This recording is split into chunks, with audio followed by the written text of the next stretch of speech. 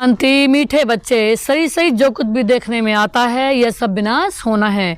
तुम आत्मा को अब घर लौटना है, इसलिए पुरानी दुनिया को भूल जाओ। बाबा कहते हैं इस पुरानी दुनिया को भूल जाओ, क्योंकि अब नई दुनिया में जाना है, अब सतयुग में आना है। आज प्रश्न में बाबा ने दिया, तुम बच्चे किन शब्दों में सभी को बाप का मैसेज सुना सकते हो? बाबा ने उत्तर में दिया, सभी को सुनाओ कि बेहद का बाप बेहद का बरसा देने आए हैं। अब भद के बरसे का समय पूरा हुआ, अब भक्ति पूरी हुई, अब रावण राज्य समाप्त होना है। बाप आए हैं तुम्हें रावण 5 विकारों की जेल से छुड़ाने।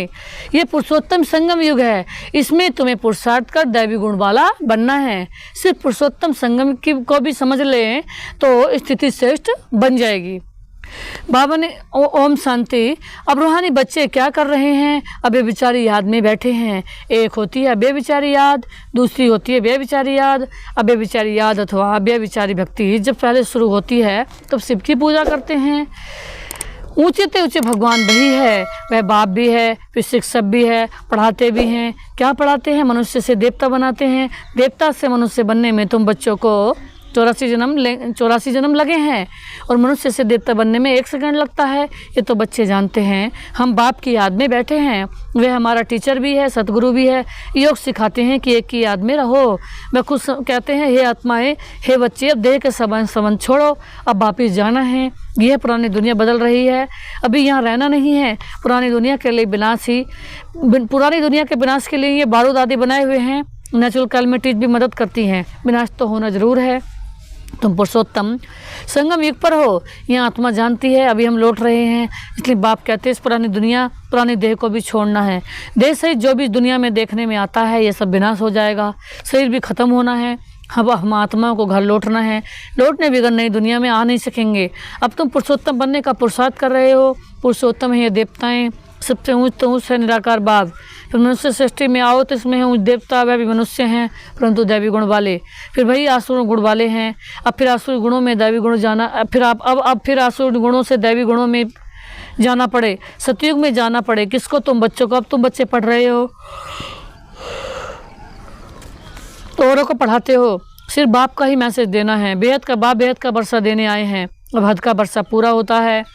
बाप ने समझाया है 5 विकारों रूपी रावण की जेल में सब मनुष्य हैं, सब दुखी उठाते हैं, सूखी रोटी मिलती है। बाप आकर के सबको रावण की जेल से छुड़ाए सदा सुखी बनाते हैं। बाप के सिवाय मनुष्य को देवता बना न सके। तुम यहाँ बैठे हो मनुष्य से देवता बनने के लिए। अभी है कलयुग में बहुत धर्म हो गए हैं। तुम बच्चों को रास्ता और रचना का परिचय खुद बाप बैठ देते हैं। तुम सिर्फ ईश्वर परमात्मा कहते थे ना, तुमको ये पता नहीं था कि वह बाप भी है, टीचर भी है, गुरु भी है। उनको कहा जाता है सतगुरु, अकाल मूर्ति भी कहा जाता है। तुमको आत्मा और जीव कहा जाता है। बाबा ने कहा आत्मा और जीव, बाबा ने कहा यानी कि हम परमात्मा की संतान हैं। वे अकाल मूर्त तो इस शरीर रूपी तख्त पर बैठे हैं, वे जन्म नहीं लेते हैं। वह तो अकाल मूर्त बाप बच्चों को समझाते हैं, मेरा अपना रथ नहीं है, मैं तुम बच्चों को पावन कैसे बनाऊं? मुझे तो रथ चाहिए ना। अकाल मूर्त को भी तख्त चाहिए। अकाल तख्त मनुष्य का होता है और कोई का नहीं होता है। तुम हर एक को तख्त चाहिए। अकाल मूर्त आत्मा यहाँ विराजमान है, ये सभी का बाप है। उनको कहा जाता है महाकाल। वह पुनर्जन्म में नहीं आते हैं। तुम आत्माएं पुनर्जन्म में ही आती हो। मैं आता हूँ कल्प के संगम युगे। भक्ति को रात, ज्ञान को दिन कहा जाता है। ये पक्का याद करो। मुख्य है ही 2 बातें, अल्फ और बे, बाप और बादशाही। बाप आकर बादशाही देते हैं और बादशाही के लिए पढ़ाते हैं, इसलिए इसको पाठशाला भी कहा जाता है। भगवानुवाच, भगवान तो है निराकार, उनका भी पाठ होना चाहिए। वह है ऊँचते ऊँच भगवान, उनको सभी याद करते हैं। बाप कहते हैं ऐसा कोई मनुष्य नहीं होगा जो भक्ति मार्ग में याद न करता हो।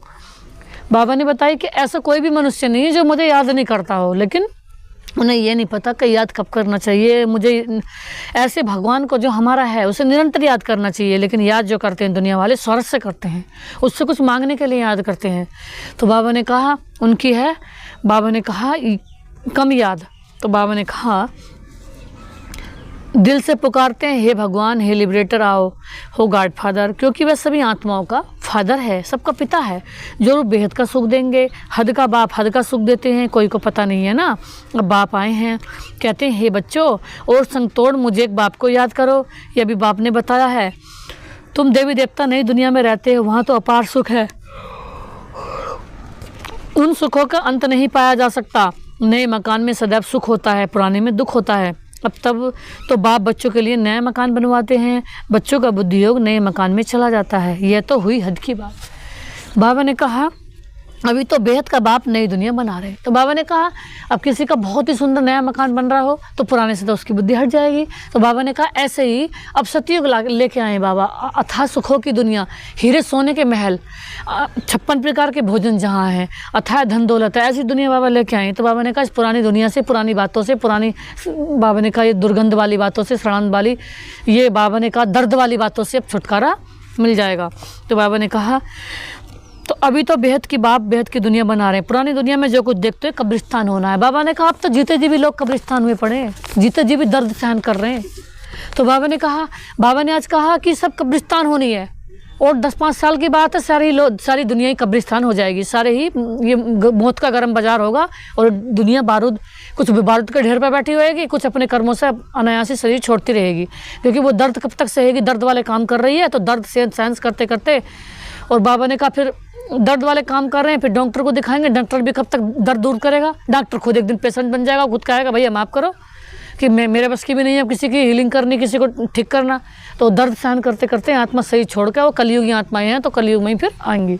और जो सुख लेने वाली आत्माएं जिनने अथाह सुख देखे हैं, सतयुग के सुख देखे हैं, सतयुग के फुल खुशबूदार सुख, जहाँ हर पल, जहाँ प्रकृति से भी खुशबू, तन से भी खुशबू, मन से भी खुशबू, सोने के रुपये होंगे वहाँ सोने के रुपये में सब चीज़ से खुशबू, खाने से खुशबू, रहने से खुशबू, मकानों से खुशबू। बाबा ने कहा फलदार वृक्ष ऐसे होंगे जहाँ सोचते ही हाथ में आ जाएंगे, तो हर चीज़ बाबा ने कहा भरपूर होगी। तो बाबा ने कहा ऐसी दुनिया में लेकिन हर कोई नहीं आएगा, कलयुगी आत्मा नहीं आएंगी। क्यों? क्योंकि उनका पार्टी ऐसा है, उन्होंने कलयुग में ही अपनी मनमर्जी चलाकर जो भी करा उन्होंने कर लिया। लेकिन जिसने भगवान की मत पर चले तो उन्हें सबसे पहले नंबर के सुख मिलते हैं। तो बाबा ने कहा जो किसी आंखों से देखते हुए कब्रिस्तान होना अभी परिस्थान हो रहा है, तुम संगम युग पर कलयुग की तरफ भी देख सकते हो, सतयुग की तरफ भी देख सकते हो। तुम संगम युग पर साक्षी हो देखते हो, प्रदर्शनी में अथवा म्यूजियम में आते हो, वहाँ भी तुम संगम पर खड़ा कर दो। इस तरफ है कलयुग, उस तरफ है सतयुग, हम बीच में बाप नई दुनिया स्थापन करते हैं जहाँ पर बहुत थोड़े मनुष्य होते हैं और भी कोई धर्म वाला नहीं होता, सिर्फ तुम पहले ही आते हो। अभी तुम स्वर्ग में जाने का पुरुषार्थ कर रहे हो, पावन बनने के लिए मुझे पुकारा है कि हे बाबा हमको आकर पावन बनाओ, दुनिया में ले चलो। बाबा ने कहा पावन दुनिया में ले चलो, ऐसे नहीं कहते हो कि शांति धाम में ले चलो, परम धाम को कहा जाता है स्वीट होम। अभी हमको घर जाना है जिसको मुक्ति धाम कहा जाता है, जिसके लिए सन्यासी आदि शिक्षा देते हैं, वह सुख धाम का ज्ञान दे नहीं सकते। जो ये भगवान को प्यार करती हैं, भगवान के कार्य में मददगार हैं, भगवान की सेवा करती हैं, अपने तन को से भगवान की सेवा में लगाती हैं, ना कि कोई दुख दर्द के कार्य में लगाती हैं, उल्टे सीधे कार्य में लगाती। बाबा ने कहा तो वही तो सतयुग में आएंगे जिन्होंने भगवान की सेवा में अपना तन लगाया, मन लगाया, धन लगाया। तो बाबा ने कहा मनुष्य रूपी सृष्टि झाड़ में पहले फाउंडेशन तुम्हारा है, बीज को कहा जाता है बृहस्पति। बाप कहते हैं बृहस्पति ऊपर मैं निवास करता हूँ, जब झाड़ एकदम जड़ीबूत हो जाता है तब मैं आता हूँ देवता धर्म स्थापन करने। बनन टीरी का बड़ा वंडरफुल झाड़ है, बिगर फाउंडेशन बाकी सारा झाड़ खड़ा है। इस बेहद के झाड़ में भी आदि सनातन देवी देवता धर्म नहीं है, बाकी सब धर्म खड़े हैं। तुम मूल वतन निवासी थे, यहाँ पाठ बजाने आए हो, तुम बच्चे ऑलराउंडर पाठ बजाने वाले हो, इसलिए 84 जन्म है मैक्सिमम, फिर मिनिमम 1 जन्म। मनुष्य फिर कह देते हैं 84 लाख जन्म, वह भी किसके होंगे ये भी समझ नहीं सकते। बाबा ने कहा 84 जन्म किसके होंगे? बाबा ने कहा जिसने सतयुग के शुरू से लास्ट तक के सुख देखे हैं, अथाह सुख देखे हैं। जिस साथ मान लीजिए मैंने अथाह सुख देखे हैं, तो मैंने जब सतयुग के मतलब 100% अथाह सुख देखे हैं, तब मैं पहले नंबर से लेके सतयुग में फर्स्ट लक्ष्मी नारायण जैसा पद पाऊंगी है, सतयुग की महालक्ष्मी से। और मैं लास्ट तक अब तक है ना, लास्ट संगम युग तक मेरे जन्म है। तो जिस आत्मा ने, अगर जो आत्मा पाप आत्मा है तो वो केवल जो भी उसकी मर्जी है वो करे, वो चाहे दर्द वाला काम करे, चाहे मर्डर वाला काम करे, और वो कलयुग में ही आती है और कलयुग में उसका पाठ होता है, क्योंकि उसने सुख नहीं देखे, उसके गिने चुने जन्म होते हैं, उसके कहते हैं ना 2, 4, 10, 5 जन्म होते हैं उसके। तो वो ऐसे कर्म करने के लिए द्वापर युग के बाद आ रही है। तो बाबा ने कहा बिगर फाउंडेशन बाकी सारा झाड़ खड़ा है, इस भेद के झाड़ में भी आदि सनातन देवी देवता धर्म है नहीं, बाकी सब धर्म खड़े हैं। तुम बोल बता निवासी थे, यहाँ पाठ बजाने आए हो। बाबा ने कहा तुम बच्चे अब ऑलराउंडर पाठ बजाते हो। बाबा ने कहा पहले तुम मेरे से बिछड़ते हो, सतयुग में देवी देवताएं होते हैं, जहाँ हम आत्माएं यहाँ पाठ बजाती हैं, बाकी तो सब आत्माएं कहाँ चली जाती हैं? यहाँ तुम जानते हो बाकी सब आत्माएं शांति धाम में होंगी। तो शांति धाम अलग हुआ ना, बाकी दुनिया तो यही है, बाट यहाँ बजाते हैं। नई दुनिया में सुख का पाठ है, पुरानी दुनिया में दुख का पाठ बजाना पड़ता है। सुख और दुख का यह खेल है। बाबा कह रहे हैं सुख दुख का खेल है, यह है राम राज्य। दुनिया में कोई भी मनुष्य यह नहीं जानते कि सृष्टि का चक्र कैसे फिरता है, न रचयिता को न रचना के आदि मध्यांत को जानते। ज्ञान का सागर एक बाप को ही कहा जाता है। रचयिता और रचना के आदि मध्यांत का ज्ञान कोई शास्त्रों में नहीं है। मैं तुमको सुनाता हूँ, फिर ये लोप हो जाता है। सतयुग में यह रहता नहीं। भारत का ही प्राचीन सहज राजयोग है। गीता में राजयोग नाम आता है। बाप तुम्हें राजयोग सिखाकर राजाई का वर्षा देते हैं। तो बाबा ने कहा बच्चों को रचते हैं, वह हद के ब्रह्मा, यह है बेहद के ब्रह्मा, वह है निराकार आत्माओं के पिता, वह है लौकिक पिता, यह है प्रजापिता। बाबा ने कहा लौकिक पिता करके सारी दुनिया में हद की देते हैं, नाम मात्र का देते हैं, और भगवान तो सारी दुनिया का पिता, वो सारी दुनिया के बारे में सोचते हैं, पूरे संसार के बारे में सोचते हैं, इवन जिसमें पशु पंछी भी है। बाबा ने कहा वो सबके बारे में सोचते हैं, वो सबके पिता हैं, पूरे वर्ल्ड के पिता हैं। तो बाबा ने कहा उन्होंने तो सतयुग आदि में लाखों वर्ष दे दिए हैं। बाप समझाते हैं 12.5 वर्ष का एक युग होता है। 84 जन्मों का हिसाब चाहिए, सीढ़ी का हिसाब भी चाहिए ना, हम कैसे उतरते हैं। पहले फाउंडेशन में देवी देवता हैं, उनके बाद फिर आते हैं इस्लामी बुद्धि। बाप ने झाड़ का राज भी बताया है। बाप के सिवाय तो कुछ सिखा ना सकें। तुम कहेंगे चित्र आदि कैसे बनाए, किसने सिखाया? बोलो बाबा ने हमें ध्यान में दिखाया, फिर हम यहाँ बनते हैं, फिर उनको बाप ही इस रथ में आकर करेक्ट करते हैं। ऐसे बनाओ, खुद ही करेक्ट करते हैं। तो बाबा श्री कृष्ण को श्याम सुंदर कहते हैं, परंतु मनुष्य तो समझ नहीं सकते कि क्यों कहा जाता है। ये बैकुंठ का मालिक था तो गोरा था, फिर गावड़े का छोरा सामरा बना, इसलिए उनको ही श्याम सुंदर कहा जाता है। बाबा ने कहा यही पहले आते हैं तत्व। इन लक्ष्मी नारायण की राजधानी चलती है। आदि सनातन देवी देवता धर्म की स्थापना कौन करते हैं, यानी कि फिर हमारी राजधानी चलती है। हम लक्ष्मी नारायण जैसा बनते हैं तो हमारी फिर राजधानी चलती है। यह भी किसको पता नहीं है। भारत को भी भुलाए, हिंदुस्तान के रहवासी हिंदू क्या देते हैं। मैं भारत में ही आता हूँ। भारत में देवी देवताओं का राज्य था जो अब लोप हो गया है। मैं आता हूँ फिर से स्थापन करने। पहले है आदि सनातन देवी देवता धर्म। ये झाड़ वृद्धि को पाता रहता है। नए मठ पंथ पिछाड़ी में आते हैं तो उनकी भी शोभा हो जाती है। फिर अंत में जब सारा झाड़ जड़बूत हो जाता है, मैं आता हूँ। बाबा कहते हैं मैं आता कब हूँ, यदा ही धर्म से ग्लानि। बाबा ने कहा जब धर्म की अति ग्लानि हो जाती है, पापाचार, भ्रष्टाचार, आत्मा अनंत दर्द पा रही है, दुख पा रही है, आत्मा उल्टी बुद्धि से सुख पाने की सोच रही है, और जितना वो सुख पाने की सोच रही है उल्टी बुद्धि से इतना ही वो दर्द में जी रही है। और उसे बाबा ने कहा कि अपने को आत्मा भी नहीं जानती तो बाप को भी नहीं जानती, ना अपनी आत्मा को जानती ना बाप को जानती। अपने को गाली देते हैं, बाप और देवताओं को भी गाली देते रहते हैं, तमो प्रधान बेसमझ बन जाते हैं। तब मैं आता हूँ पति दुनिया में ही आना पड़े। बाबा को जब ही आने पड़ता है जब उनको रहम आता है। वो मर्डर जैसे काम कर रहे हैं, कत्ल जैसे काम कर रहे हैं, खून खराबा हो रहा है उनका आत्माओं को। तो जब बाबा को ज़्यादा पता चल जाता है बिल्कुल ही अब इसको चेंज कर लेना चाहिए, तो बाबा ने कहा ज़्यादा ही दर्द में, ऐसा नहीं है, दर्द में आत्मा हो जाती है जब बाबा इसको भस्म करके और फिर सतयुगी सुखों की दुनिया लेके आते, आनंद परमानंद की दुनिया लेके आते। तो बाबा ने कहा सो भी आधा कल्प के लिए सब दुख दूर हो जाते हैं। आधा कल्प के लिए बाबा ने कहा 2500 वर्ष के लिए तो एक रत्ती दुख नहीं रहता, सदा सुख हो जाता है। तो गायन भी है ना वंदे मातरम। कौन सी माताएं जिनकी वंदना करते हैं, बाबा ने कहा वो कौन सी माताएं जिनकी मैं भी वंदना करता हूँ। वो हम सब बच्चे हैं जो भगवान भी जिन्हें याद करते हैं। तुम माताएं हो, सारी सृष्टि को बहिष्ट बनाती हो। भल पुरुष भी हैं लेकिन मेजॉरिटी माताओं के, इसलिए बाप माताओं की महिमा करते हैं। आज बाबा ने बताया कुछ बच्चे ऐसे जिनको मैं रात दिन गुणगान करता हूँ, मैं उनकी महिमा के गीत गाता हूँ, मैं उन्हें रात दिन याद करता हूँ। तो वो बाबा ने हम बच्चों को ऐसा बनाया है कि जिनके भगवान भी गीत गाते हों। बाप आकर तुम बच्चों को इतना लायक बनाते हैं, महिमा लायक बनाते हैं। अच्छा, तो अपने भाग्य पर कितना नाच करना चाहिए, कितना खुशी में नाचना चाहिए, कितना हर पल खुशी रहनी चाहिए। हमें एक सेकंड भी हमारी खुशी नहीं जानी चाहिए। क्यों कि वाह हमारे क्या भाग्य, अनंत अनंत बड़े भाग्य हैं। तो अनंत खुशी में हमें नाचना चाहिए कि भगवान हमें याद करते हैं, भगवान हमारी महिमा के गीत गाते हैं, भगवान हमारी बड़ाई करते हैं, भगवान हमें देखते रहते हैं, भगवान हमें निहारते हैं, भगवान ने हमें अपना बना लिया, भगवान अपने जैसा हमें बना रहे हैं, भगवान भी हमारी बड़ाई करते हैं। तो अच्छा मीठे मीठे से खिला दे बच्चों प्रति माँ पिता बाप दादा का याद प्यार और गुड मॉर्निंग। रूहानी बाप की, रूहानी बच्चों को नमस्ते। हम रूहानी बच्चों की, रूहानी माता पिता बाप दादा का याद प्यार गुड मॉर्निंग। नमस्ते बाबा, नमस्ते मेरे बाप दादा, जो आपने दिया उसके लिए आपका था शुक्रिया। जो भी बाबा ने दिया उसको बाबा को थैंक्स बोलो। फिर जो नहीं है वो भी आता रहेगा। बाबा ने जो हमें दिया है तो उसमें भी बाबा को थैंक्स बोलो। पद्मा पदम थैंक्स, तो जो नहीं है वो भी आता रहेगा। क्योंकि जब इतने ऊंचे भगवान के हम बने हैं, जो इतना ऊंचा है, अरे वाह जिसकी कमाल है, जो इस संसार में सबसे ऊंचा है, उसके होते हमें अंश मात्र भी दुखी हो सकता है। समझ लो उस ऊंचे से हमारी बुद्धि कहीं जा रही है, यानी कि वो इतना जो हमारा ध्यान कर रहा है उसके बजाय अगर हमारी बुद्धि भटक रही है तो हम दुखी हैं, वरना हम एक सेकंड भी दुखी नहीं हो सकते। दुख हमारे पास भूल से भी नहीं आएगा, जो हम उस प्यारे बाबा की याद में हमेशा रहते हैं। धारणा के लिए मुख्य सार है, पहली पॉइंट, अपार सुखों की दुनिया में चलने के लिए संगम पर खड़ा होना। अपार सुखों की दुनिया में चलने के लिए संगम पर बाबा को याद करना। साक्षी हो, सब कुछ देखते बुद्धि से नई दुनिया में लगाना है। बाबा ने कहा साक्षियों को देखो, क्योंकि इसमें सब तरह की आत्मा दिखाई देंगी। ये भ्रष्टाचारी पापी दुख दर्द की दुनिया है, जहाँ जिसमें बाबा ने कहा मेंटल हॉस्पिटल वाली दुनिया। ये संसार मेंटल हॉस्पिटल बन जाएगा, दुखों का जंगल बन जाएगी, दुखों का संसार बन जाएगी। तो इस दुनिया के दुखों को नहीं देखना, लेकिन उन दुखों में शीतल शीतल ठंडे ठंडे और रहम के और मरहम, बाबा की याद रूपी मरहम लगा करके, दवाई लगा करके उनको बाबा की याद से उन्हें सकाश देनी है, उनको सुख देना है, उनके दर्द की हीलिंग करनी है और उन्हें सत्युग का रास्ता बताना है।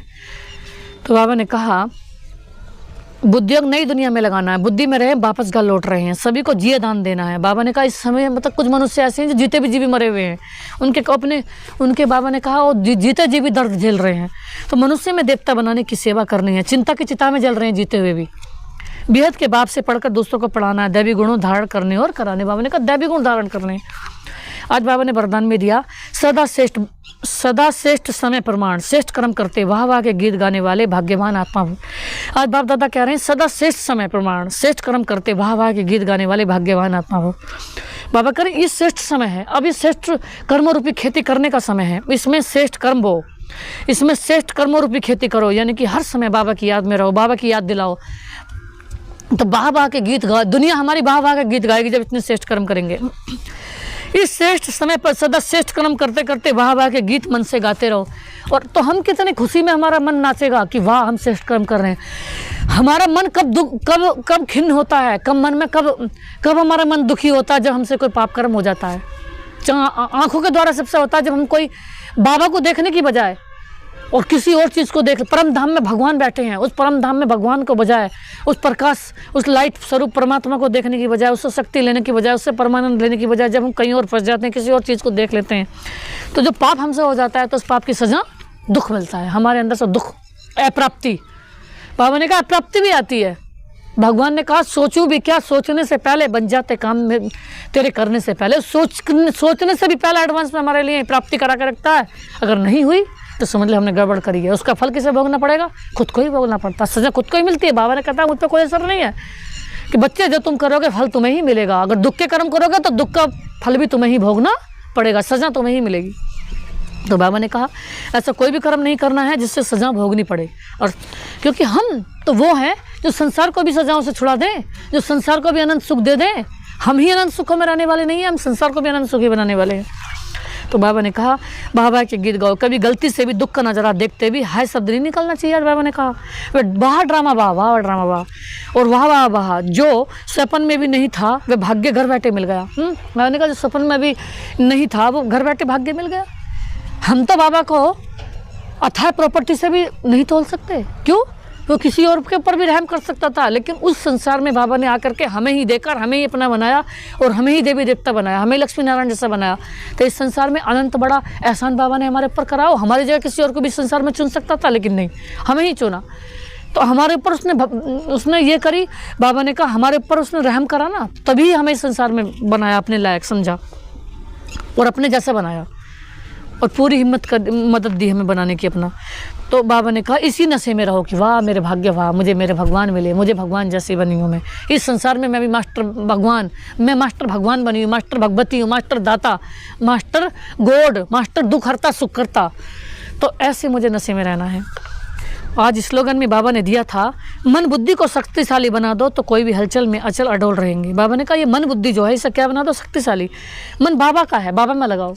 बाबा ने कहा बुद्धि बाबा की है, बाबा में लगाओ। और कोई भी कार्य कर रहे हो तो बाबा ने कहा कई बार अभिमान आ जाता है, जैसे कल के मूल बाबा ने कहा अभिमान आ जाता है। अभिमान में सोचते हैं कि नहीं अगर थोड़ा सा सुख मिला तो बाबा को भूल गए, नुक तो मिल गया, थोड़ी सी प्रॉपर्टी मिली बाबा को भूल गए, थोड़ी सी कोई चीज़ मिली छोटी मोटी नाम मात्र की, उसमें बाबा को भूल गए, नुक बाबा की जरूरत नहीं है। बाबा ने कहा नहीं, ये अभिमान है कि इतने प्यारे बाबा को तो सेकंड सेकंड सांसों सांस याद करना है, क्योंकि हम थोड़े